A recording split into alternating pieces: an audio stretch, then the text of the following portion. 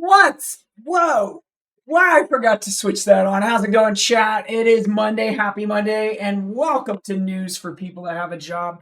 Man, is my hair big. Give me 1 second. I have been racing around trying to get this ready. Today is an insane day. Yeah, how's everybody doing? It's post-election results. They're still coming in. Jules, I see you. How you doing? How you doing? So a reality TV star who got famous for being a villain on The Hills almost became the person deciding what happens to your rent. He lost his house in the Palisades fire, announced his campaign 1 year later at the anniversary of the fire, and somehow got prominent Democrats to back him over a prominent tenant rights organizer in her own regard who's been trying to cap your rent for the last 5 years. And that is not a bit, because that actually happened in Los Angeles June 2nd. And then the mail-in ballots came in. How's it going, Jules? I'm doing really, really good. It's been an insane weekend. And by insane, I mean Spencer Pratt almost became our mayor. Okay. Before we get off to what is shaping up to be a very unhinged week, we have to do the thing. And if you've been here before, you know exactly what I'm talking about. If you haven't been here before, you're about to be extremely confused. We shall begin. You'll learn it as we go. Praise be the node. May our bit rate be stable. Our frames never drop. Hands together, chat. May the cold, unfeeling data centers that govern our digital reach look up on us with favor. The node provides. May our thumbnails be clicked. May our titles be searched. And may the engagement metrics flow like a river to the sea. Let it flow. And so we offer to the node our watch time, our follows, our subs. We ask only one thing in return: that tonight's stream be blessed with good vibes and absolutely zero buffering, and praise be zero copyright strikes. Thank you so much. The node has spoken. You can repeat that after me. So you may open your eyes. The ceremony is complete. Let us get into it. Come on, Node. Node's been really chill for a while. I probably shouldn't talk about it. I'm going to jinx it. But the Node has been surprisingly not angry. So besties, welcome in everyone. We still haven't had anybody claim first in chat either. This is a slow start to a rather jam-packed Monday, so I'm actually really surprised. It is 4:00. You're watching News for People That Have a Job, political and housing news broken down for you, for working people who do not have time to doom scroll for 6 hours. I have 5 stories for you tonight, because the world did not take off over the weekend. And so here's what we're covering. 1, we've got the LA mayoral primary, and the results are still coming in now. Like actually literally now. I think we're expecting another drop from the batch counting. We might get a live count update during this stream. So stay locked in. 2, the Iran nuclear deal, or lack thereof. It is a preliminary agreement that is allegedly sitting on Trump's desk. It might be the most significant diplomatic development in years. I also heard things. We'll talk about it. 3, the California governor's race. It features a billionaire, a Trump ally, and a Biden-era establishment Democrat. Take a guess which one represents working class people. I bet you won't get it right. And then 4, ICE. 73,000 people are in detention.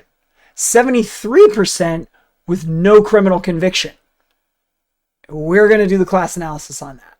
And then 5, we've got a lightning round on trans rights and AI accountability. Both of them took hits this week. So grab something to drink. Let's go. First off, real quick, the stream is brought to you by the coffee keeping me functional on this Monday. It's been a really early day. It's been a really long day. But Stone Street Coffee, which is a small batch, specially roasted, actually good coffee, link is at jamiedelphine.com/deals. So if you're watching on your lunch break, this is your sign. If it's your dinner, I don't know. I got people that work at night that watch this one.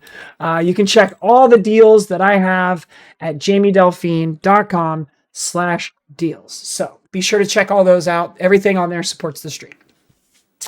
So story number 1. Okay, June 2nd was the LA mayoral primary. And top 2 vote getters, they go to the November runoff. That's our system for... It's crap. We need to change it. Here is where things stood on election night. Karen Bass, the incumbent mayor, was in first. No surprise there. And Spencer Pratt, yeah, that Spencer Pratt. The Hills guy. The Spidey guy. Do you remember that one? He was in second. Ahead of every actual politician in the race. Some prominent Democrats crossed the aisle to back him. The vibe was outsider energy, fire victim, name recognition, Republicans who do not usually vote in municipal elections showing up.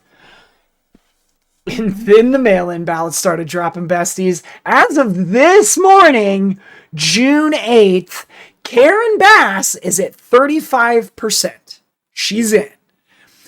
She's confirmed she will be going to the November runoff. Nithya Raman, 27.1%.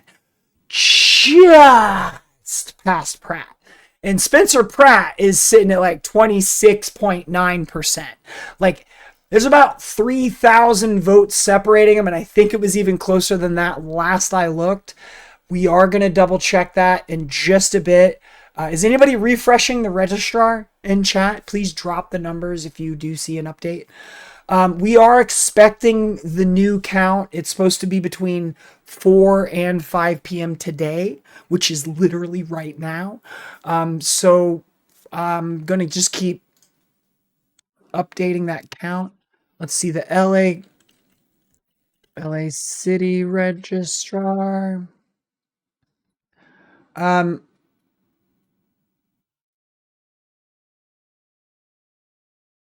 to see. There's just so much on the gap. It's really hard. Okay, I don't want to waste too much time looking at this. Seriously, I need to get on that though. I don't have the count. All I have is news updates, and I would rather have the actual registrar up, and I literally cannot find the registrar link. I found the county one. Figured the county was covering it, and the county one doesn't have the mayor count on it, which is weird.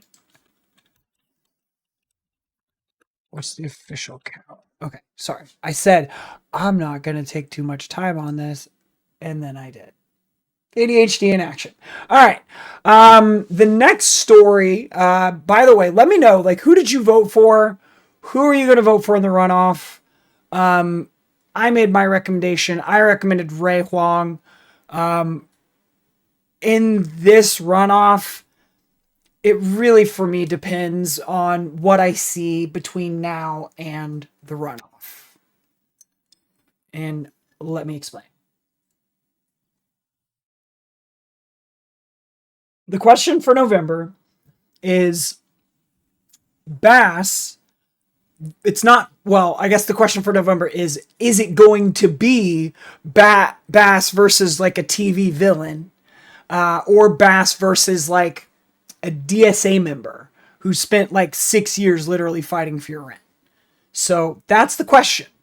For me, let me tell you who Nithya actually is. And then I'm going to tell you what the housing justice movement is actually saying about her, because that matters too.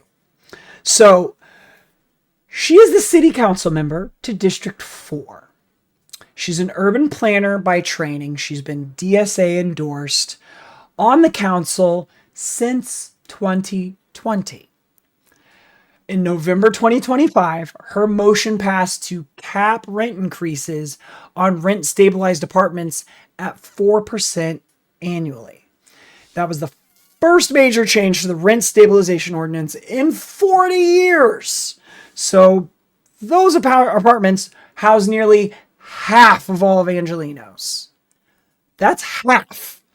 So she also authored the anti-tenant, or the tenant anti-harassment ordinance, rather, which is actually like a right to counsel legislation for tenants who are facing eviction. She's been the loudest voice on the council pushing for social housing, which I really appreciate. Permanently affordable housing where tenants have governance power. And that's the Vienna model. I've been shouting from the rooftops about the Vienna model since I was on the neighborhood council.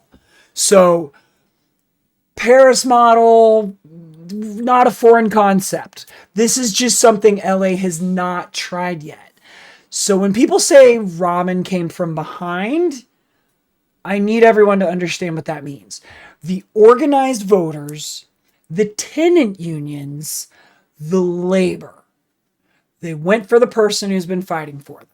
And that is real, and it matters, because a lot of the housing justice organizers, myself included, were in Ray's camp. There was a lot of people that, would argue she was the only progressive mayoral candidate in the race. There were people that felt that passionately about it. I heard that stated on multiple occasions. Sorry, I'm fishing around for this count. If anybody has a link, please drop it, because I'm trying to fish it while I'm talking to y'all. These are all okay. Here's the sheriff. That's county, board of county. Where is the mayor? LA mayoral official count. That's all I want. Why is that not readily available?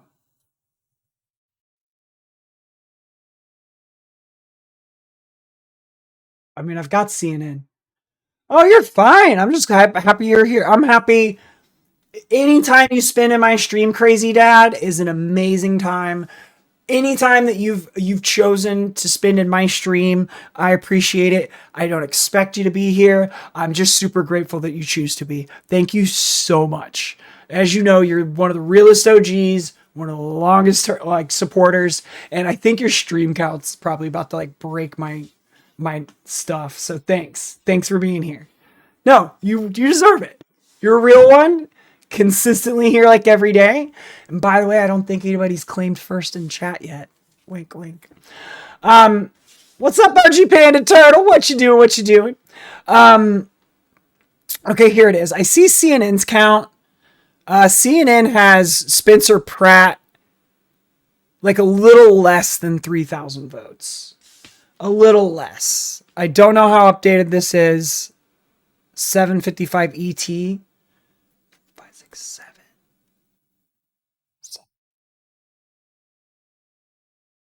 That doesn't make sense. June 7th? Oh, it was updated yesterday. Okay. So he was 3,000 away yesterday. We are literally waiting to see who's going to be running against Bass right now. It could be any second. So please excuse me if I seem extremely distracted as I refresh and try to figure out just who's going to be running off against Bass. Whether it's going to be an actual tenants organizer or a fucking reality star. Seriously. So here's the accountability check. that the housing justice movement is actually having right now. And I'm not going to skip this because this is really important to me. It is a part of Jamie's Big Three, which I have not really mentioned much on stream. I went over it on my debate this past Friday, which is now an episode of a podcast that you can you can watch on Spotify, Apple, and iHeartRadio, wherever you get your podcasts. You can check me out. I debated a Trump voter for 2 hours. Feel free to check that out.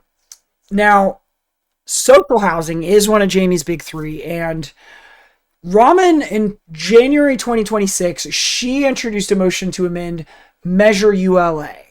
And if you've watched the stream for any length of time, you've heard me mention Measure ULA, and you'll hear me mention it again and again and again. I was actually just recently quoted by the LA Public Press. They asked me about Raman in the election, and pretty much the only thing that they quoted me on was Measure ULA, like preserving Measure ULA is like the deciding factor for me. That's the most important thing to me. That's what's going to get my vote. Now the problem is Raman introduced a motion to amend Measure ULA, which is the mansion tax that LA voters passed in 2022 to fund affordable housing. And her proposed amendments would have created 15-year carve-outs from the tax for commercial developers. And the studies that we saw estimated it would actually hand $177 million back to the real estate industry. And that's funding that would have gone otherwise into this amount. What? Thanks for the primer. Happy 14 months. So, council chambers, like, how do I say this? People turned out. Like, people turned up and turned out. Like, they packed the council chambers. ULA supporters showed up to oppose this motion. That was SAGE, which is the Strategic Actions for a Just Economy, was there, and they're huge in the game. And they called it rushed and poorly considered. So take for that what you will. They accused her of caving to the real estate lobby. Joe Donlan, who is actually the director of United to House LA, called the reform a boogeyman used to hand tax breaks to developers. So the council ultimately rejected putting her amendments on the June ballot. And besties, that's a real breach of trust. Like, the people who built the housing justice infrastructure that Raman's career depends on were not in the room when she tried to rewrite it. Like, imagine. So there's also the Bureau of Homelessness Oversight, and I'm nitpicking. I'm going to nitpick because I can. I'm one of them leftists that just complains. And Raman championed the Bureau of Homelessness Oversight. Like, the council passed it.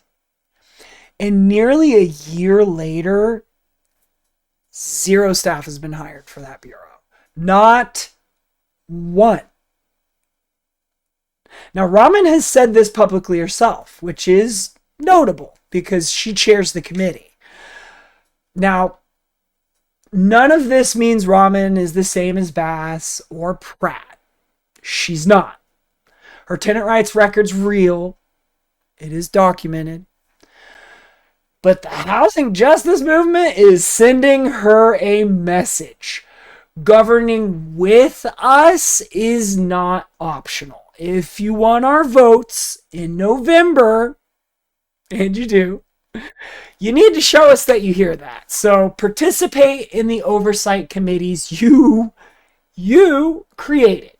Consult the people that made the commitments to, before you try to amend the measures that they built, you need to check with them. So do the thing. That's my rant. So chat, are you in LA? Does the ULA situation change how you see Nithya Raman? Does that matter to you in November? Let me know in chat. Let me know in the comments. I'd really like to know what y'all think because I'm deep in this one.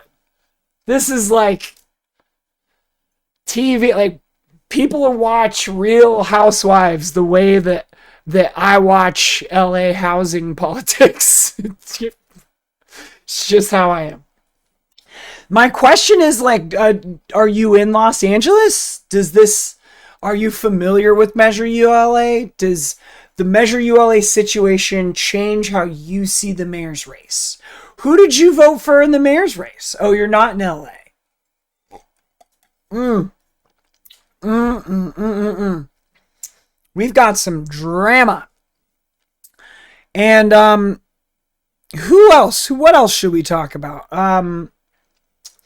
We've got California statewide governor's race that is currently being led by Javier Becerra, who is a extremely corporate Democrat.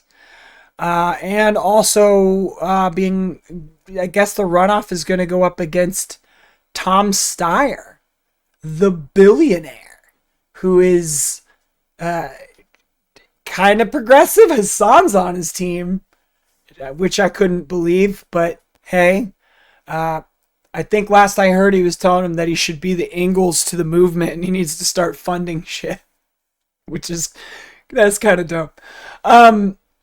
So here's the class analysis, y'all. If y'all are ready for this is the tea. Y'all want the breakdown? I'm gonna get down to the nuts and the bolts. So here's what this race is actually about. Here's why I give a shit, and this is why you should give a shit too. This is one of the biggest cities in the entire country, if not the world. And Spencer Pratt ran as an outsider. He lost his home in the Palisades fire. I am not dismissing the real pain there. But what did his candidacy represent politically? He's a registered Republican who got prominent Democrats to back him. His whole pitch was that Bass failed the fire response. The establishment failed us. Send in a celebrity. That is real political energy. People feel failed by institutions. That part is not wrong. But here's the question. Who does he answer to? Celebrity outsider candidates answer to donors. Donors in LA real estate are not your friends if you're a renter. So Rahman answers to a different base. Tenant unions, labor, the people who've been at City Hall for years pushing for rent control and a right to counsel, social housing. That's who turned out in the mail-in ballots for her. Now, Karen Bass, real housing wins.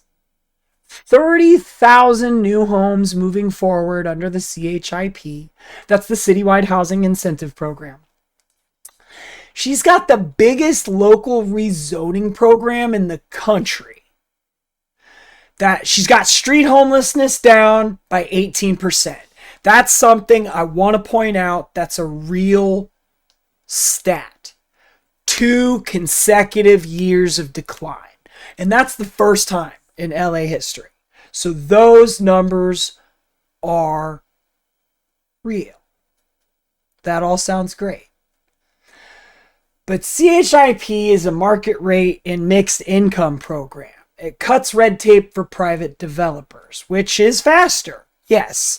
But the housing being built is not automatically affordable to the people who need it most, people that have a job. So if Rahman holds, November's a genuine choice for y'all. And if you believe in the path to housing stability, and if you think that runs through development of private firms without affordability requirements, I've got a bridge in Brooklyn to sell you. Because I think it runs through tenant power, rent caps, and social housing. And you're going to be hearing about that again and again and again, I promise. So, the Measure ULA episode matters in this debate. That's the debate worth having. A Rahman Bass runoff forces that debate. So the question's not just who Rahman has been as a council member, it's who will she be as mayor. The record says one thing. The January amendments say, watch carefully. Hold her to what she committed to. The housing justice movement is already doing that. That is also what an organized left looks like. So if you are in LA, who did you vote for and why? And from outside LA, what does this race remind you of in your city? Is there anything going on locally that this brings to mind? Let me know in chat. Let me know in the comments. I'd love to hear about it because it's probably something that affects all of us. I really would like to chat because like everyone needs housing. Like literally everyone. And in LA, we've been like slugging it out. Like there've been so many times that I'll get an email or a text that's like, they're trying to do something to ULA. Quick, everybody get to the city hall. And it's like everybody shows up for the meetings and packs and makes public comment. It's just like it shouldn't be this hard. And it feels like we're really, really fighting here. And it feels like the people that we put up in power that are supposed to be working with us are trying to take off without us. Does anybody have anything like this going on in their neck of the woods? Because this is just, it's a lot. It's honestly a lot. I literally gave public comment where I went in front of like a packed council chamber of hundreds of people. And I'm like, Measure ULA is under attack and we need to defend it because they keep trying to cut it. All right. If y'all are gonna, y'all let me know your political tea. I want to hear it. I give a shit. I want to hear it, and I want to help you. This offer goes to anybody. I've had a few people reach out to me recently. If you ever have any kind of issue regarding renting or tenants' rights, please reach out to me.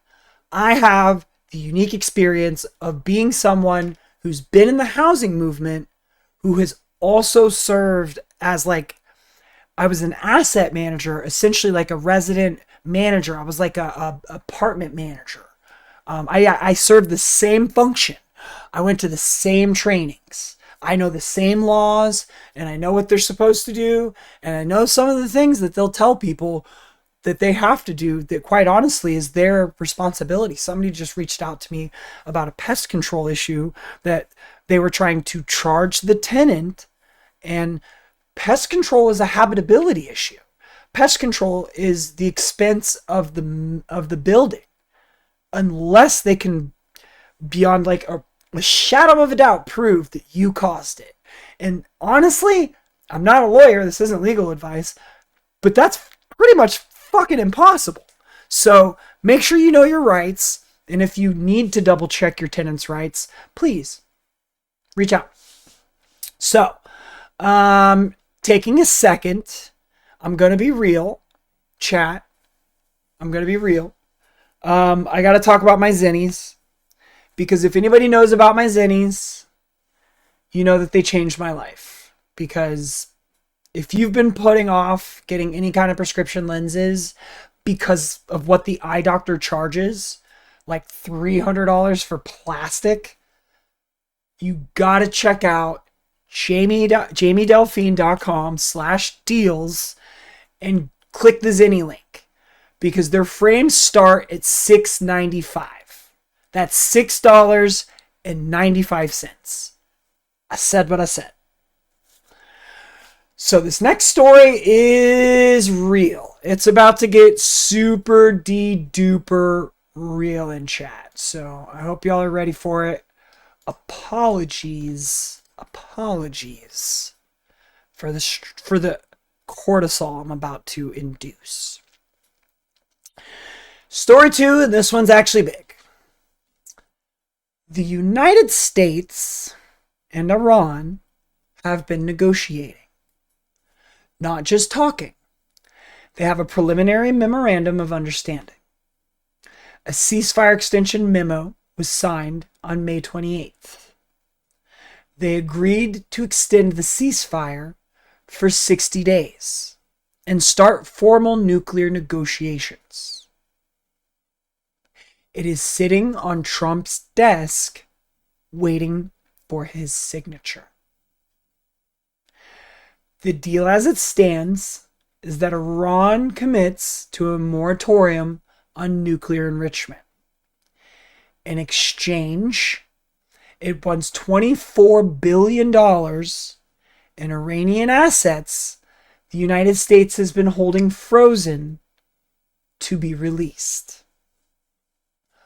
Open questions remain about the uranium stockpiles, what happens in Lebanon, and whether this becomes a permanent peace framework or just a pause.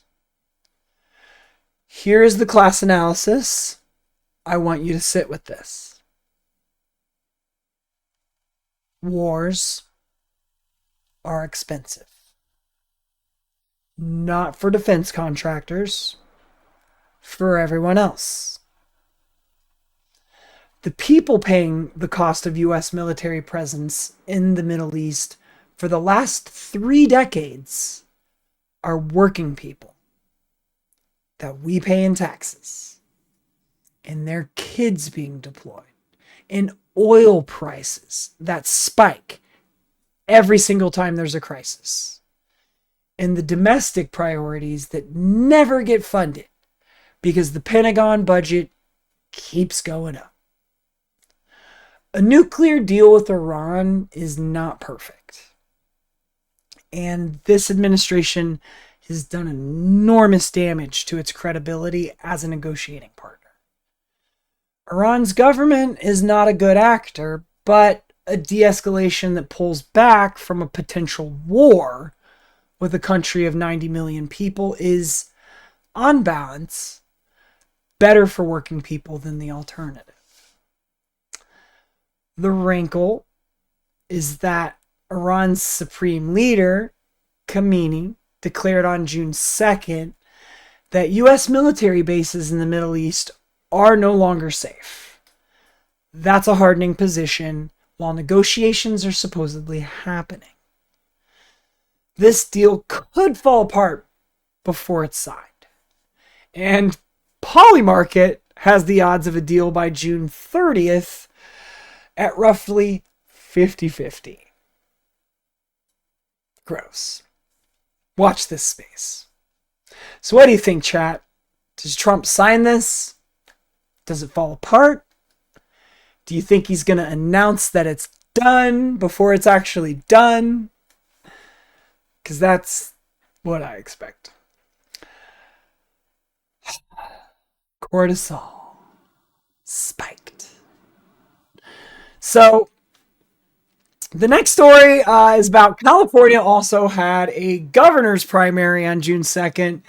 That's what I was just talking about a minute ago. And the result is kind of a perfect encapsulation of where we are as a nation. Javier Becerra is advancing to the general election. That's Biden's HHS secretary. Democrat. First place. Fighting for second, Steve Hilton. He's a Republican businessman. He's a former Fox News host. He's Trump-backed. And Tom Steyer, a billionaire Democrat who put $215 million of his own money into his campaign. That's $215 million of his own money into his campaign. $215 million of one man's own personal fortune to become governor of a state where 1 in 10 people cannot afford rent. As of this morning, Hilton was at 26%. Steyer was at 22%, with about 95,000 votes separating them. I'm now looking at an update from CNN that's showing Tom Steyer at 453,000 votes, 730, with Steve Hilton trailing at 375. If this holds, and I'm looking at the registrar's website, it looks like Becerra and Tom Steyer will be going head-to-head for the runoff in November. But in November, California could be choosing between a binary establishment Democrat and either a Trump ally or a billionaire who bought his way in. Neither second place option represents working class people. And this is what happens when working class power is not baked in structurally. You get the billionaire option, and then you get the other billionaire option. So, quick Iowa update. Josh Turek won the Democratic Senate nomination. Ashley Hinson won the GOP nomination.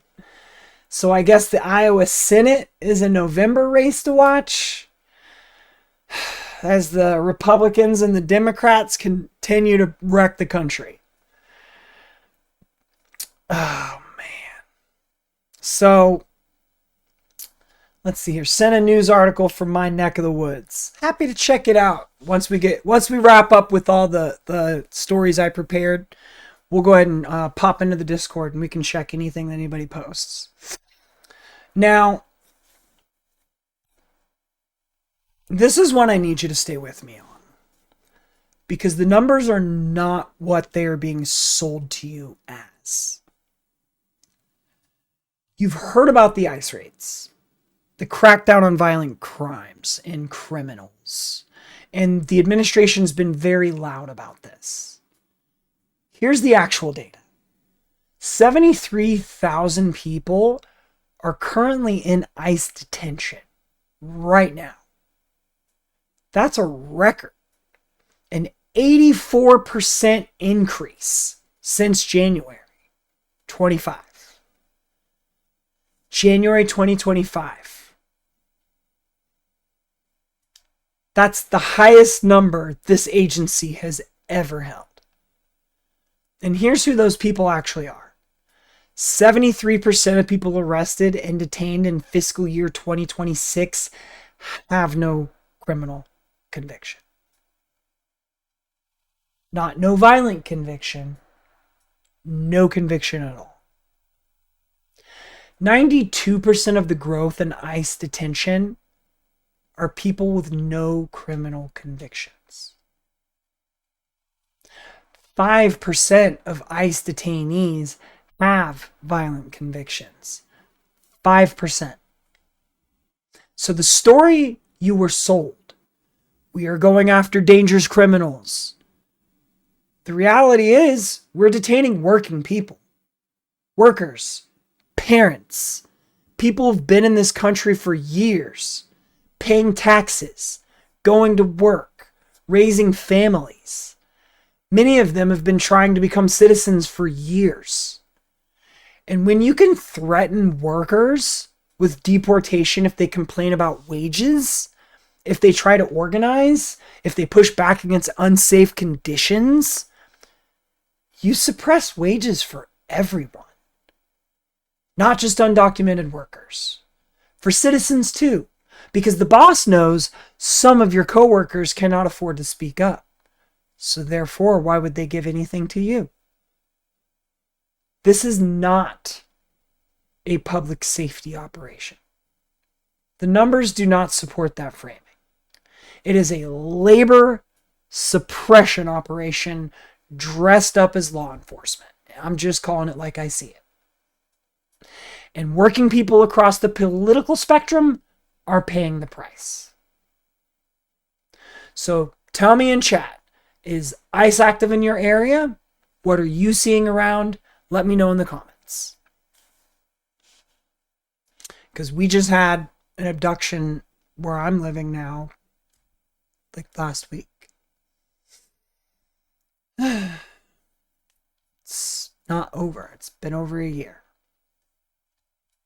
We just had the anniversary on the 6th. All right. We're going to go ahead and go into what I'm going to call the lightning round. So, two more going faster so we can get to the recap.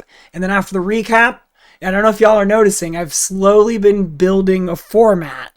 News is now like an hour. I do a recap and then we take a break. And then we'll be back for just chatting your news articles and whatever y'all want to talk about for an hour. So, two more going faster so we can get to the recap. The federal assault on trans people is accelerating. The ACLU is tracking over 400 anti-trans bills in 2026. At the federal level, appropriations bills are defunding gender-affirming care. Democrats introduced Senate Resolution 604, a transgender Bill of Rights, in February. It would codify rights to health care, shelter, safety, and economic security, and it has zero chance of passing the Senate. The class analysis is that trans people are working people. When you cannot access health care, when you cannot safely use the restroom at your job, when you can be fired for who you are, those are material harms. They affect your ability to work, to pay rent, or to survive. And trans rights are workers' rights. Trans rights are human rights. The framing that separates trans people from everyone else is not accidental. So real quick on AI, Colorado passed what was going to be the strongest AI consumer protection law in the country.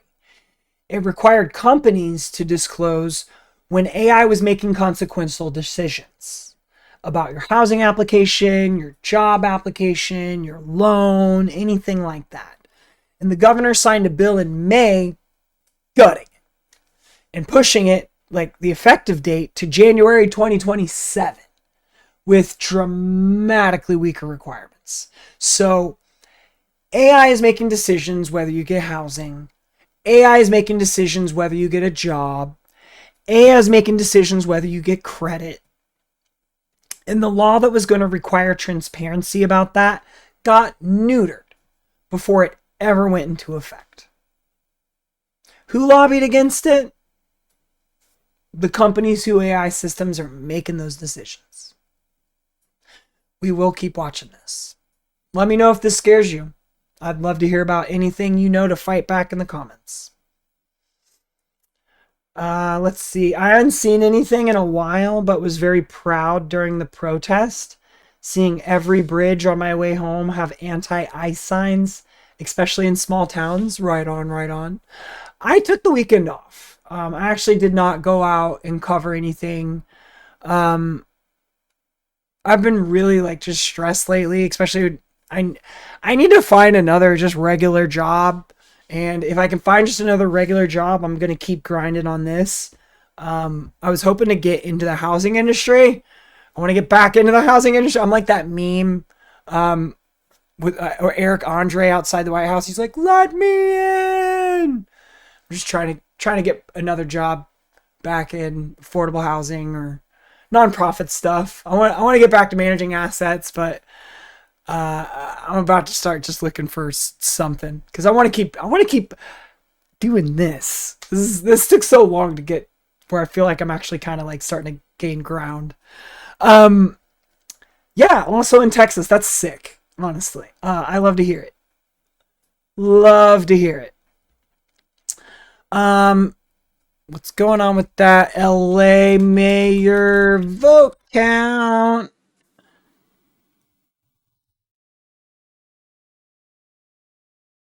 Pratt's still hopeful. I don't see a drop. There's no drop notification. It's supposed to be like now. So, fingers crossed.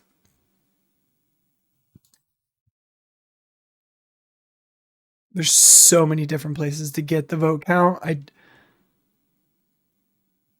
try to find. Why is it not on the LA County? Why is the LA mayor race not on the LA County registrar? I should know this.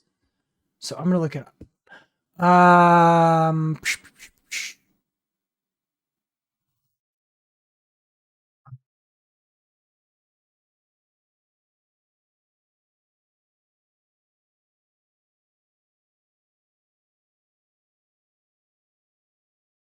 Okay.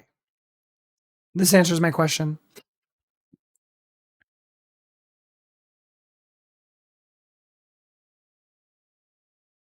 California Secretary of State.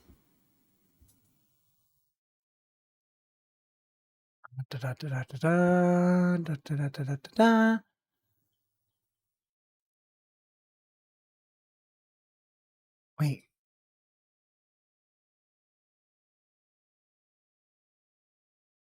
Um,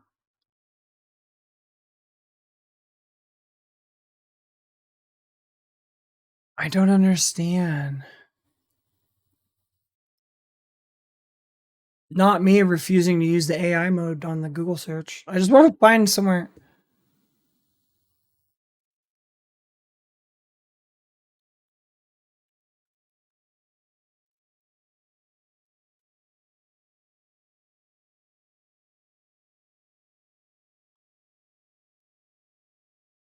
Okay, I think I found it.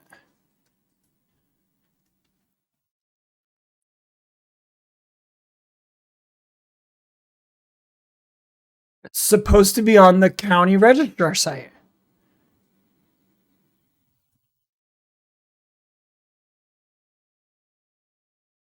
I just want to check. Hold on.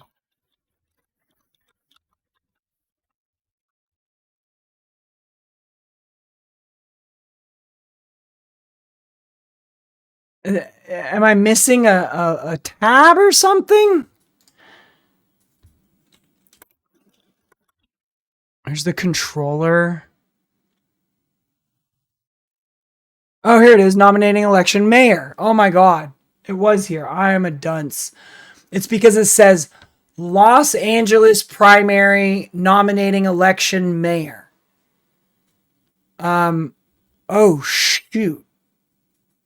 It is really close. Here, look at this.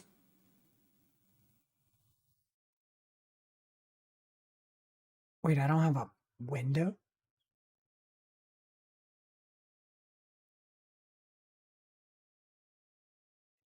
Use this Steam. Boop. Check this out. Here's the current count. As you can see, the top three right there. Got Karen Bass, 34%. Nithya Raman, 28. Spencer, 25. So that's 229 versus 207. That's a big ass jump. That's a big ass jump. He's not coming back from that. There's no way. This must have just hit. Did they just do an update? Results as of 448. Yeah, this is the... Spencer Pratt is not coming back from this. Chat, I'm going to go ahead and call it live.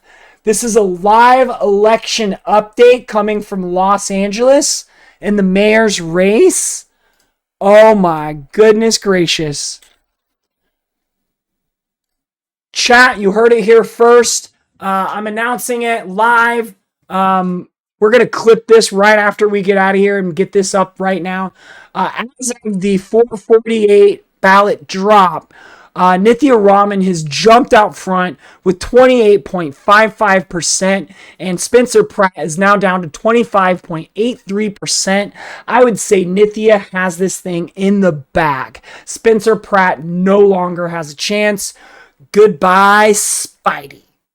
Happy to say goodbye. By the way, Spencer Pratt, I know you announced that if you lost this election, you would be moving out of Los Angeles. And I just want to make myself available I'm available for free to help you pack. I'm an amazing organizer. I always write what room things are going to on the box. So I'll write kitchen on the box with all of the glasses and the dishes. I know how to do bubble wrap. I know how to fold boxes. I make myself available to you for free as a volunteer.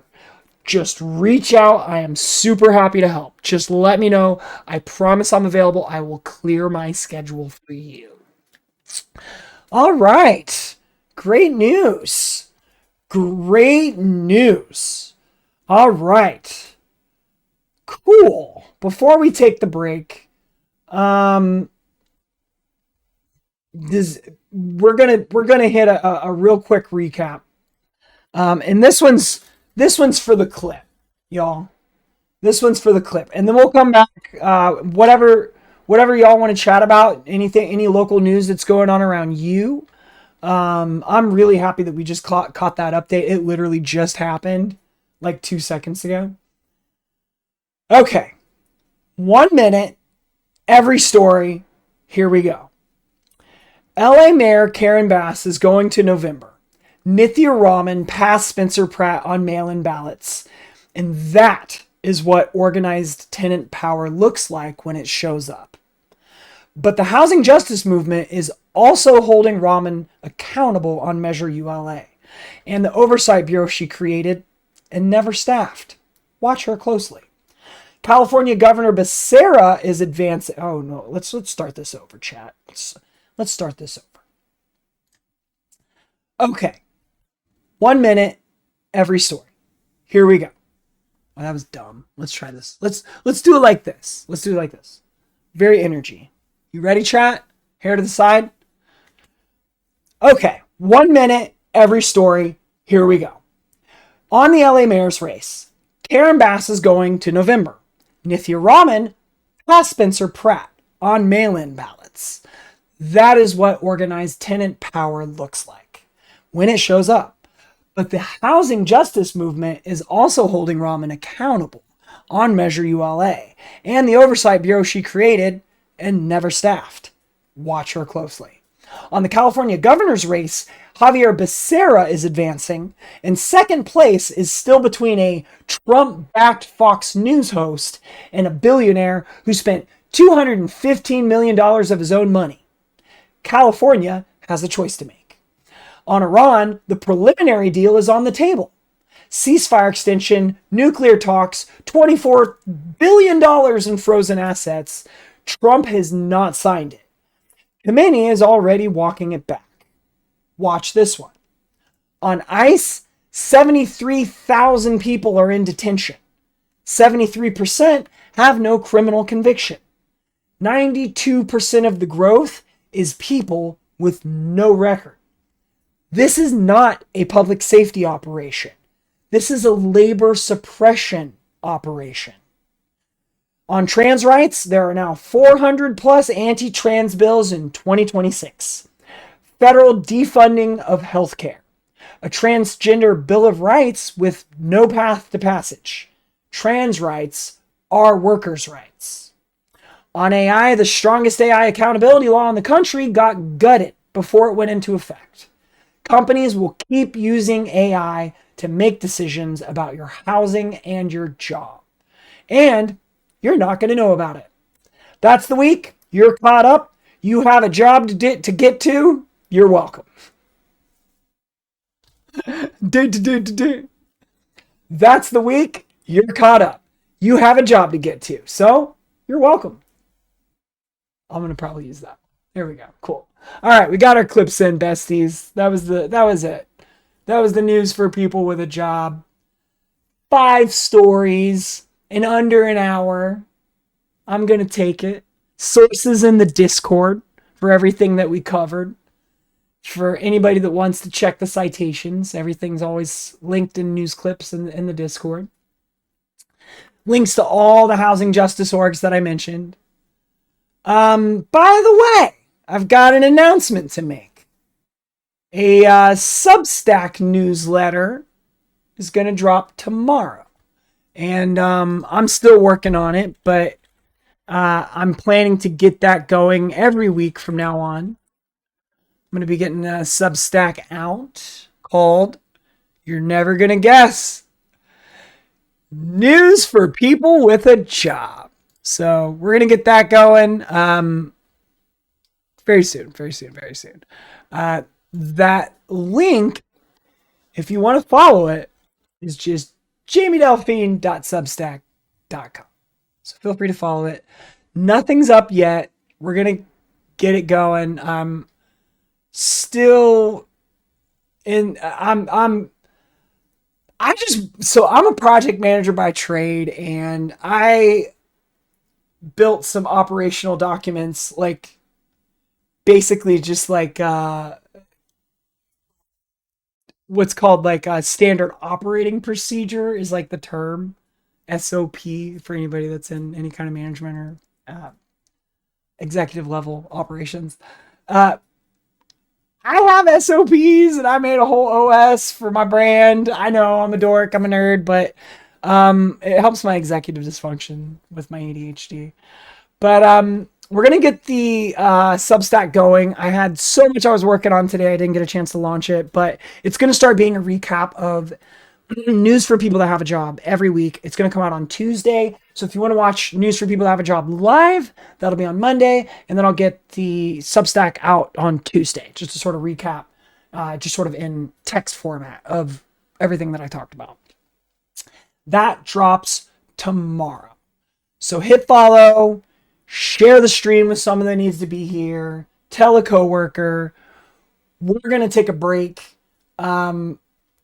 It's going to be about like 5-10 minutes, just a bio break. Go get you some water, stretch your legs, grab a snack. Don't go anywhere. We'll be right back, and we're going to talk about news that's happening close to you.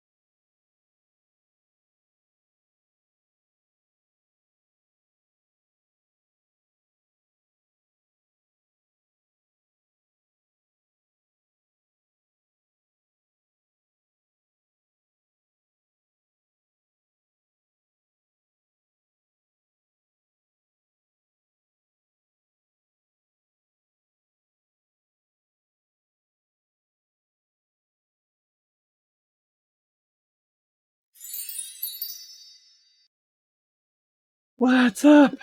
Why is my stream deck not working? I got some weird little buggies in the system right now. I don't know what's going on. All right, now everything's working. I guess it updated. You have to open the application after an update. For some reason, the buttons don't show. Anyways, hey Chad, how's everybody doing? I'm gonna take a peek at what Crazy Dad threw in the Discord. We've got news clips. Talarico. Oh, is this that local race that's going on over there? I was wanting to hear about what's going on with this. Talarico says Paxton is clipping my cringy comments to distract from his career of corruption. Um. Okay, so yeah, let's read this. This looks like some tea, and this is pretty important. I know I'm not one to ever support a Democrat, but kind of like this is a pretty big race. Uh, with everything that's going on. Texas State Rep James Talarico, Democratic nominee for U.S. Senator in the Lone Star State, conceded that some past statements during debates over transgender policy missed the mark. Oh, shit. But he accused Republican opponent of Ken Paxton of intentionally clipping the cringy comments to distract from his career of corruption. So, I mean, what did he say?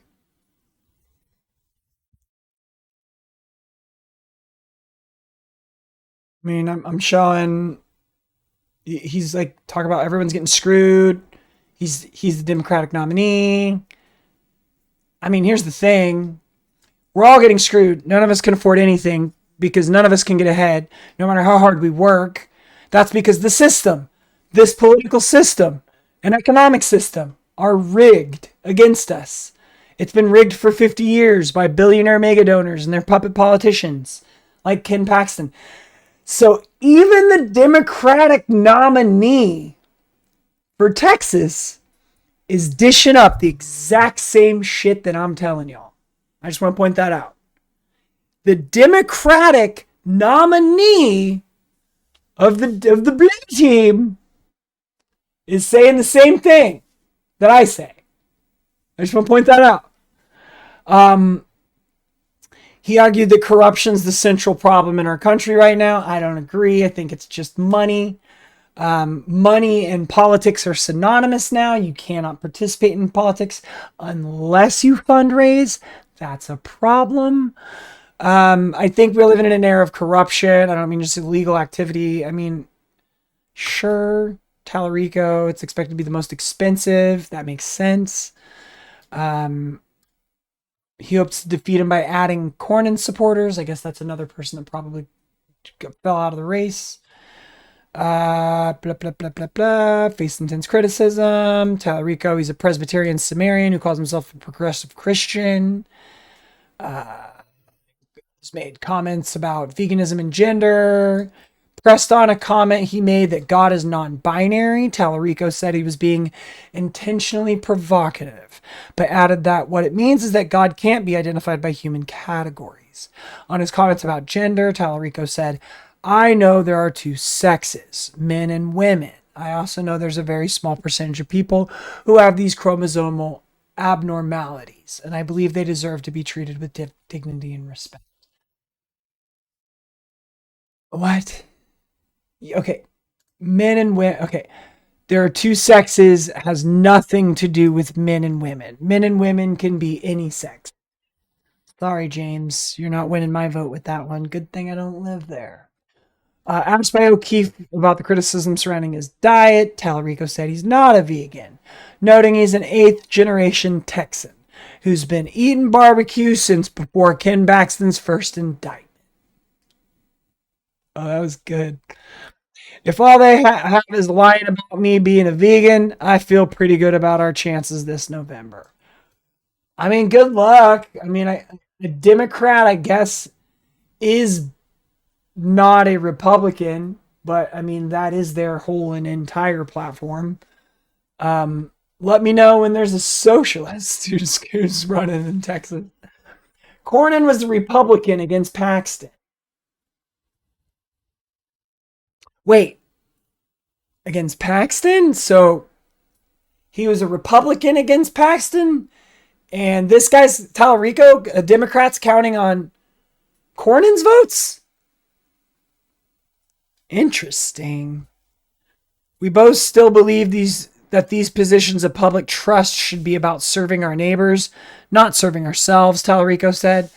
And so, to any of Senator Cornyn's supporters who still believe in that old fashioned idea of service, I want them to know they have a place in our campaign. None of them are going to vote for a Democrat. They treat politics like it's a football game. And you ain't wearing the right hat. And you can clip me on that one. Yeah, unfortunately,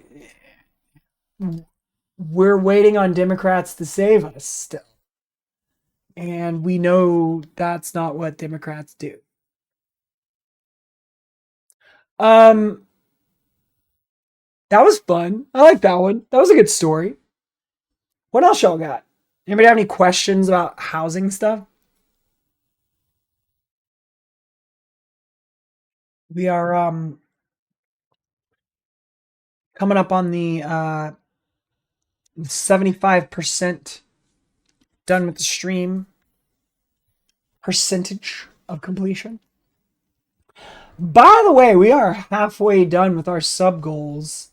Thank you so much to Crazy Dad for being a subscriber. Um, you've subscribed for 14 months, Crazy Dad, and I appreciate that level of support. I think you might be the longest subscribed person that the channel's ever had. So you probably have the coolest subscriber badge that anyone has ever had.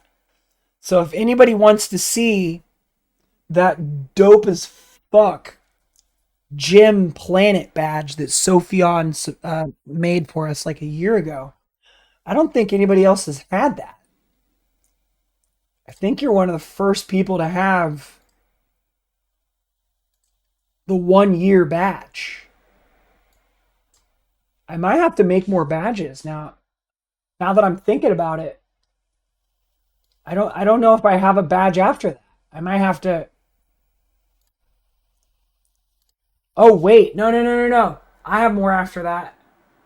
Yeah, that's the swirly tie-dye planet. You haven't gotten to the gym planets yet. There are still a couple more. Um, Now you got me wanting to look.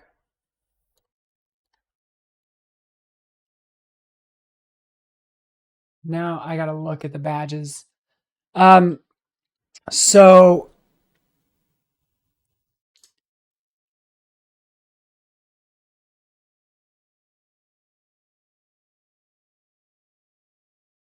oh, I can make other badges. I can make event badges. Did you know that I can make event badges now? I didn't know that I could make event badges. Apparently, I can now make event badges. Okay, now I need to find where's the subscriber badges.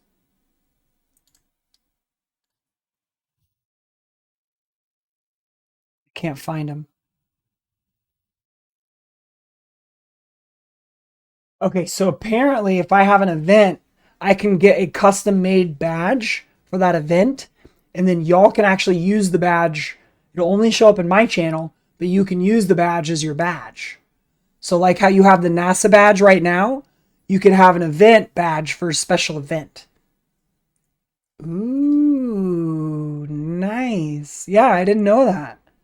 Um, and then we're still doing the community cosplay challenge. I'm not going to mark that as complete until it's done.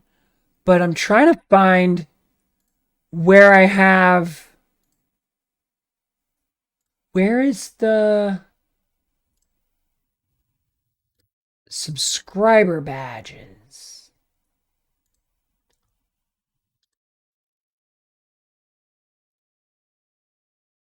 Subscriber badges, found them. Okay. Oh, you're not going to believe this shit. Crazy Dad, I have badges all the way through 3.5 years. I've, I've got base 2 months, 3 months, 6 months, 9 months, 1 year, 1.5 years, 2 years, 2.5 years, 3 years, which that one's really fucking cool, and then 3.5 years. I'm gonna need to hit up, and then I have custom flare. I don't know if y'all know that, but you can add flare when you get to level 2 and 3 subs instead of just the tier 1. You actually can get custom flare. There's a tier 1 custom, or I'm sorry, the tier 2 custom flare, which is like a little star, and that just gets added to your subscriber badge. And if you're a tier 3, it's actually a little helmet that has like cat ears built into the astronaut helmet, and that gets put onto your subscriber badge. I don't think I ever mentioned that. I have custom badges through 3.5 years. We have custom flare. I just did all of this shit. Like, everybody always announces, like, oh, we're going to do this and I'm going to add this to my channel. When I started, I just did everything and then just started making content. And I never really made content about the badges like a lot of streamers do. And I never really made a lot of content about the events that I was doing, which I'm learning was a mistake. I would just schedule these events and then just do the events. You need to do content leading up to the events so people see how much effort the events take, because that's important. There's a raid train coming up soon that I'm a part of. For anybody that isn't aware, I'm going to be a stop on the Twitch Pride Guild raid train on the 24th, which is 2 weeks from now, on Wednesday. So be sure to be here to help the channel celebrate Pride. So definitely, oh snap. Also, if you haven't seen the new shirt, we have a new shirt for Pride Month. For anybody that hasn't seen the new shirt, oh wait, that's the wrong link because my name has changed. Hold on. That's funny. I need to update that. And the Streamlab. There we go. So, anybody that hasn't seen the shirt, I want to show you all the shirt. So, this is a Pride Month exclusive. This is only available this month. Created by the merch company for the month of June for Pride Month. The shirt says, "Don't threaten me with a gay time." And then they're in like sort of like a Dungeons and Dragons party kind of format. Available in many, many colors. Really cool design. Their artist just went off when they made this. It's one of the it is definitely like my favorite piece of merch in the store right now. So for the Pride Month, get your Pride tee. Supports the channel. Don't threaten me with a gay time. All proceeds actually will benefit the Trevor Project. So I'm really happy to say, 15% from every single shirt that sells will benefit the Trevor Project. And the design's only available until June 30th. So get your shirt while you can. Limited edition shirt, limited time shirt, Pride Month only. Help support a good cause. If you don't know about the Trevor Project, They help trans youth. They also have like it was like a hotline for like mental health crises. Wonderful organization. I know they're going through some stuff and they could use all the money they could to maneuver and navigate. So help them out if you can. Buy a shirt or just help them out. You don't have to buy the shirt. It'd be cool to have the shirt. Um, if y'all haven't yet looked into who you're voting for, I do implore you to please look into who's available locally. Um, support third party candidates. Look up your local PSL. If you don't have a PSL, look into your local DSA. Yes, I'm saying it. Not a fan. Had really, really bad experiences with them. But, they're kind of some of the only people that are trying to help in some places. There are usually better options, especially in major cities. But in some places there aren't. So gotta work with who's like share class with locally. As socialists, we should be organizing with who we share a class with locally. You can quote me on that. And that's like literally what we should be doing. So be sure to be doing that if you're not. Just like look into the local organizing that's going on. Anybody that's trying to challenge the Democratic Party is so fucking important right now.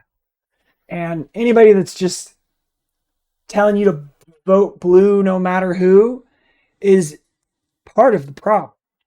And anybody that's opposing Democrats openly isn't necessarily a bad guy. And I think we could win a lot of people over just being honest that the Democrats suck. I spent 2 hours debating a Trump voter last Friday, and we agreed on a lot of things. Not to say every Trump voter is redeemable. A lot of people voted for him for like racism, and those aren't people we can save. But there's a lot of Trump people who voted Trump just because they were pissed off at the system. And that's valid. I mean, I fucking hate Democrats. So, I mean, I can see, I mean, I lost friends. I had a friend. I can think of a very specific friendship of somebody I was like, I should just stop talking to this person. One, because they just didn't have a problem being a bad person. Like they would say things that hurt people's feelings and they found joy in it. And that was somebody I didn't want to know anymore. So they're no longer in my life. But one of the things that broke or started, that one of the straws that started to wear the camel's back was that he was very clear he was going to vote for Trump when before that he was supporting Bernie. And I was really confused. And it was mostly fueled by the fact that he hated the Democrats and he hated the corporate bullshit. And somehow, just like this gentleman I debated for 2 hours on Friday, he had gotten the message that Trump was going to hit the establishment like a meteor, or, they all believed that drain the swamp rhetoric. And after debating him for 2 hours, he was very honest, at least. He said he was ready to get off. He was like, I'm ready for this all to be over. Talking about the guy that I debated. I've never heard from the friend that I stopped talking to because he was honestly just an incendiary person. Aspiring comedian, incendiary person. I think that says enough for itself. Um, yeah, we're just we're full of a country of people that like most people don't even vote. And the reason why is this system. And I'm starting to question, like, at what point are we all going to band together, just the people that want to fix the system? Because that doesn't make anybody right or wrong. That's just all of us acknowledging that we have a shit system and it needs to be fixed. I propose, and I'd mentioned it earlier in the stream, and I mentioned it at the debate, and I'm going to be mentioning it more. I have come up with Jamie's big three. And the first part of Jamie's big three is social housing. I'm hardcore dedicated to the social housing movement. I have been for years. I put countless amounts of time, effort, and energy to supporting the movement, supporting the people that support the movement. Excuse me. And helping push that forward any way that I can. I think it's very, very important. It is a linchpin item. It is an aspect of human life that we have allowed to become a bargaining chip to be used against us. And any way we can get out from underneath that pressure is something we should absolutely do. No other country has it like this. No other country pays for this amount of housing out of their income. Social housing. It's so necessary because it'll at least start to tip the scales. Because people that are too busy working, that have to pay their rent, can't organize. The next thing of Jamie's big three, the second one, is ranked choice voting. And if you're not familiar with voting systems, this voting system that I just went over regarding the LA mayor's race, it's known as a jungle primary. That means everybody of every party, which we only have two, Democrat, Republican, I mean, I guess a few might have been marked independent, everybody gets to run. That's the jungle aspect of it. And then whoever the two candidates that get passed the most go to a runoff. Unless any of the candidates get more than 50% of the votes. If you get more than 50% of the votes, you win outright. There is no runoff. Now, this was developed initially because Arnold Schwarzenegger was the one who was telling everyone this was what we needed to stop these far right parties from being able to get any kind of candidate in our party. And Arnold Schwarzenegger sold it as a way of, basically keeping Nazis out of government positions in California. Now, what he didn't explain is that while this does stop those fringe parties on the right from getting it together and getting people in office, it also suppresses small independent on the left parties from being able to get their candidates into the race as well.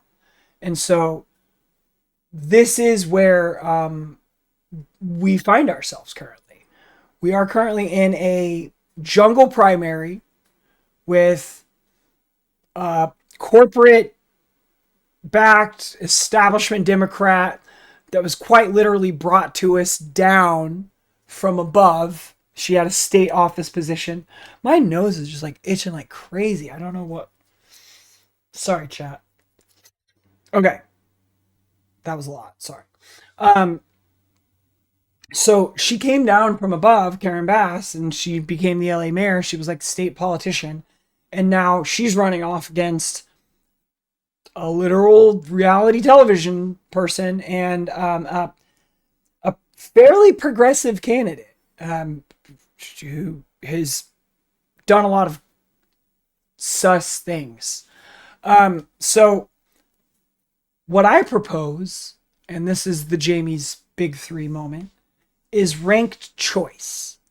And what ranked choice does is that allows you as the voter to go into the ballot box and rank the candidates. You say, this candidate's my first choice. This candidate's my second choice. This candidate's my third choice. You rank the choices.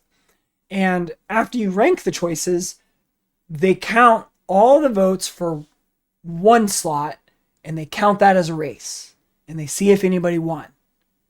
And if nobody's won, if nobody's past the threshold, which, is like an established marker to show that you have the majority of support, if nobody wins when we consider everyone's first ranked choice, we then go to everyone's second ranked choice. And that's kind of how that works. There's different systems of counting it. There's some that assign points to each column. I don't like that one because that one was used against me when I ran for steering committee of DSA. There's something called the Borta block. And that means that if everybody doesn't like a candidate, there's a candidate like an open communist running for DSA steering committee, everybody can put that candidate in the sixth slot. And that like deducts points from the total. And you can like tank a candidate if there's like a coordinated effort to do so. That happened to me. Ranked choice voting could definitely fix a lot of what's going on because people are afraid to vote for that third party candidate. And if you had a way to rank your votes and go in and vote for multiple people at once, you could say, you know what? I'm going to take a chance on that independent candidate. I'm going to go ahead and put, a radical candidate, a radical leftist in my one slot and just see if maybe that gets them past the line. And if not, then, then you get to go to the less radical one. You get to put in your two slot, your Nithya candidate that, is not that progressive as Ray. But since Ray didn't make it in the one slot, it would then go to Nithya. That's number two. That's number two of Jamie's big three. Number three, and I think this one's obvious based on one and two. Number three is a political party based on class. That's it. A workers' party, labor party, some kind of third party, something. Because if we had ranked choice and there's a third party, how fast do you think the Democrats would get their shit together?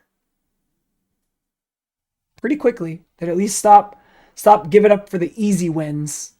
Because a third party would then become leverage against this big fake opposition party. Well, I say fake opposition party. I meant fake opposition party. That's it. Jamie's big three: social housing, ranked choice voting, a class-based third party. If we had those three things, I think we could maybe start to make America less evil. But those are the tools that we would need. Because with like a ranked choice voting, we might be able to get in candidates that would help us slowly get rid of like Citizens United. And Citizens United should be one of the first targets. Getting rid of Citizens United is part of having a class-based third party. I don't think we'll be able to get a class-based third party until Citizens United's out of the way. It just doesn't make sense. One can't operate as long as Citizens United stands. So hopefully, and if you're not familiar with Citizens United, that was a court decision, FEC versus Citizens United, that essentially gave corporations the ability to make like limitless donations. They don't have to have a cap on their donations, which means a corporation will always be able to out donate to a candidate more than human beings. So therefore, corporations have no reason to listen to human beings over corporations because corporations can give them more money. And that's the world that we live in. All right. That's pretty much all I've got for this week. Unless anybody else has some more that they want to try to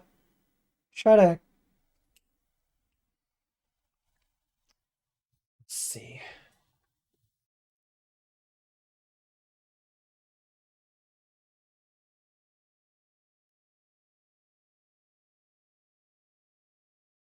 I had a weird notification from someone. Sorry. Somebody sent me a collaboration request while I was live. Um, It would seem better, my cynical side of me, knowing it would end up being fair. Fair, I mean.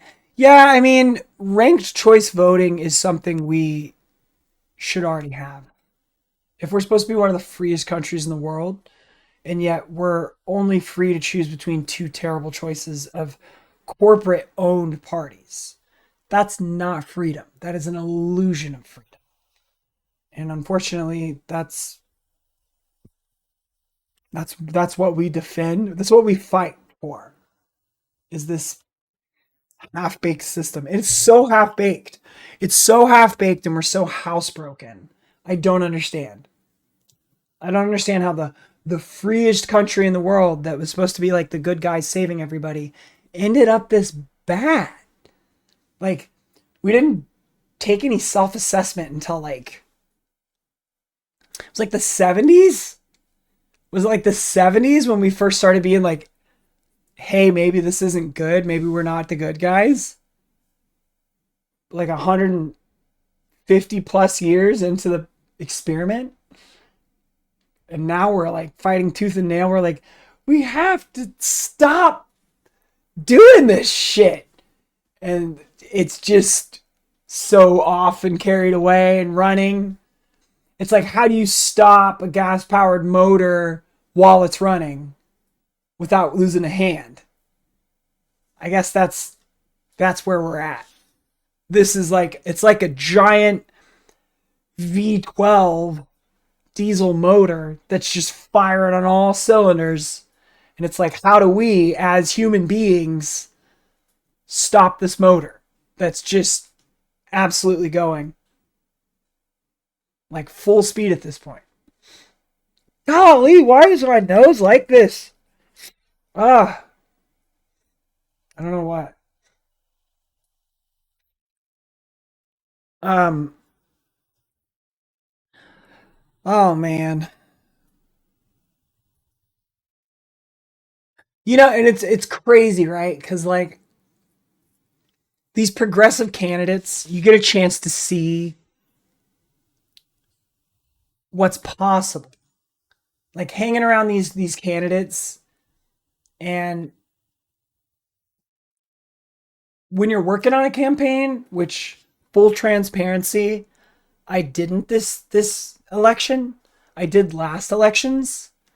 Um, but when you're working on a progressive campaign and you're surrounded by the progressive constituents and the progressive staff, obviously the progressive candidate, and you just get to see that like microcosm of like what's possible, and then to see them lose to these just establishment sponsored politicians, it's fucking heartbreaking. And I'm sure most people are changed by it. I'm sure a lot of people get jaded and just convince themselves they tried. And that's probably a big part of why we don't see a huge voter turnout. And if we could just change the system, we could just get something like ranked choice voting, then maybe we could start to try to tip the scales. Maybe we could stop pushing the, what is it, Sisyphus stone up the hill. Just maybe. So. Oh, thank you. Did you listen to it? Did you get a chance to listen to it? I'm going to try to do more. I don't have any guests lined up, is one thing that I realized. But that debate was just too good. And I was like, this is the first episode. This is exactly what I was hoping to cover. It was exactly the type of person I was hoping to debate. And it just fell into my lap. Like I did not plan it. It was a random TikTok debate. But I got to cover like all my points and all my notes and go over Jamie's big three. And it turned out to be a really good episode of a podcast. And so I pumped it out. If you get a chance to listen to it, it's worth checking out. I think so. I think it covers a lot of what went wrong. I'm 2/3 through it, but the guy sounds like my alcoholic brother, and it keeps giving me cringe. Yeah, I can't say the guy's not an alcoholic. Maybe it's your alcoholic brother. I don't know. But what I'm saying is he gave a very interesting perspective into a kind of person that I already knew existed.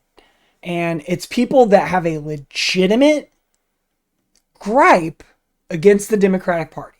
A legitimate gripe. And I know he voted Trump, and I'll never excuse that. And anybody with half a brain cell should have been able to do the research to understand he wasn't going to do any of the things he said he was going to do. But I just want to focus on that legitimate criticism of the Democratic Party. Hey, what's up, Jacqueline Fiera? How are you? He would never support Trump, but would talk you in circles. Yeah, I'm not looking to get talked in circles. That guy he kept trying to talk me in circles. They never have any real facts. They don't. They literally have been brainwashed. Most of the things that he kept saying, I had to correct him. And I'm like, listen, here's the stats. Feel free to fact check me. I want you to fact check me.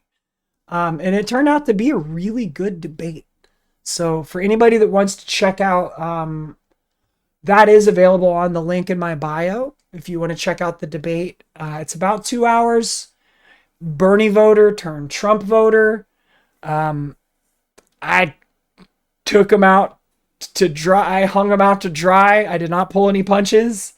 I was just unwaveringly correct. That's just how I do. I like to be correct. I don't like to give bullshit.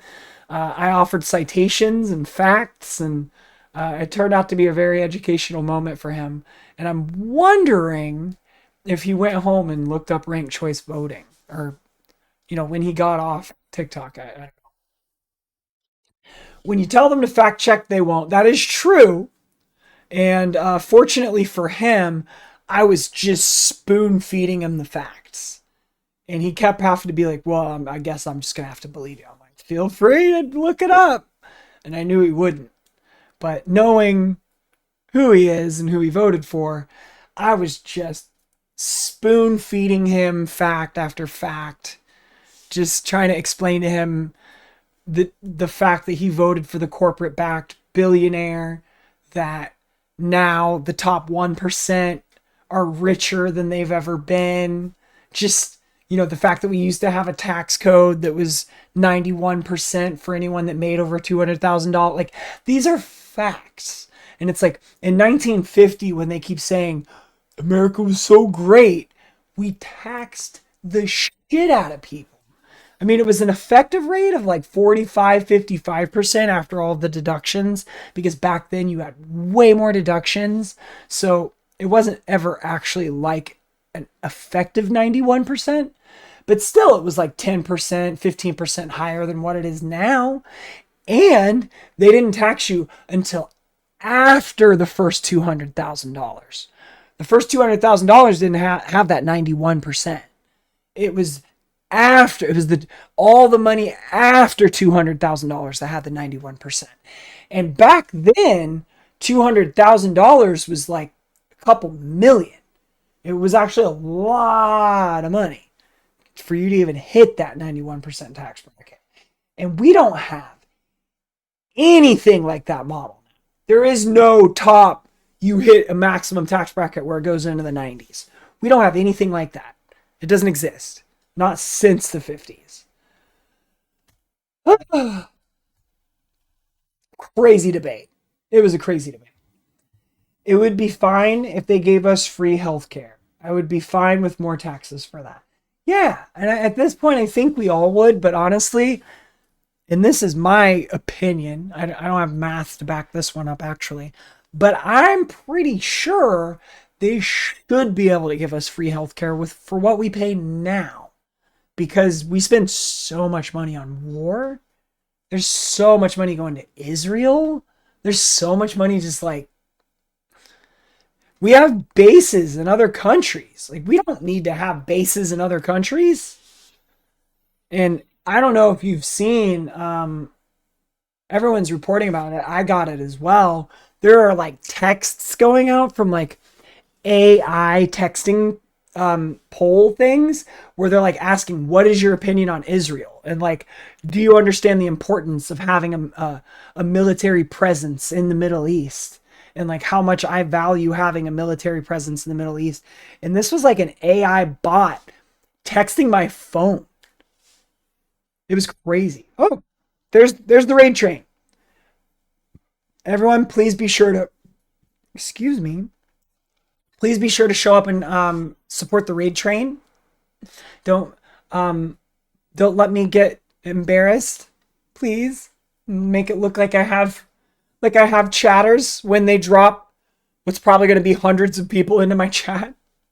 Don't have them drop it into an empty chat. Please don't let them drop it into an empty chat. Don't do it to me. Don't let that happen. Um Golly, what is up with my nose? Is it these little hair? It's probably these little hairs. Cause like I had these tiny little hairs like from the edge of my hairline surgery that are still growing that aren't fully out yet, and probably one of them keeps touching my nose, and I just don't know it. But I don't want to pluck it because then it'll have to grow all the way out again. And I'm trying to do these bangs because they're cute. Well, chat, that's all I've got. That's all I've got. I'm gonna go ahead and raid out. Um, I have a really important event to go to tomorrow that I did not know I was going to until literally right before stream. So if anybody's going to be at the Affordable Housing Symposium, sorry, what's the full name of this thing? Preservation and Partners Sustainability Symposium. I will see you there. Oh, yeah, I'm glad you're here too. If you haven't yet, please be sure to drop a follow. Be sure to check out the podcast available on Spotify or wherever you get your podcasts. The Substack newsletter will drop tomorrow. So for anybody that wants to get in on the Substack action, nothing's up yet. As I said, I'm building that. Just sort of complement the news for people that have a job stream that we've been doing every Monday. A text-based version will now be going out on Tuesdays. So again, please hit follow, share the stream with one person that you think needs to be here. Tell a coworker. Thanks all of you for being here. I really appreciate it. So if you want the Substack in your inbox, just go ahead and follow that link. One more thing before I get out of here. Oh my gosh, I can't believe I almost forgot this. We have the Pride shirt available for anybody that wants to celebrate Pride. This is only up for the month of June. The Pride shirt does support the Trevor Project. So any purchase of the Pride shirt, 15% of proceeds do go to the Trevor Project. So thank you so much for being here. I'm so glad you were. And don't forget, I'll be here tomorrow. Wait, actually, since that just got dropped in my lap, I'm so sorry to do this, chat. I didn't drop the schedule graphic yet. I'm probably gonna have to cancel tomorrow's stream. And I have a board meeting for the land trust on Thursday. So this week's only stream is gonna probably be Wednesdays. Wednesday, we'll have probably like a gaming stream. Maybe we'll do our review stream on Wednesday. I don't have any products sent to me from any of the new partners yet for unboxings, but we should be having some of those coming soon because I finally reached out to partners, chat. Hopefully we get sent some stuff. If not, maybe we'll just play some games, do some kind of review from some kind of indie game. But thank you for being here. I'm super grateful. Don't let the bastards grind you down. I'm Jamie Delphine. See you Wednesday.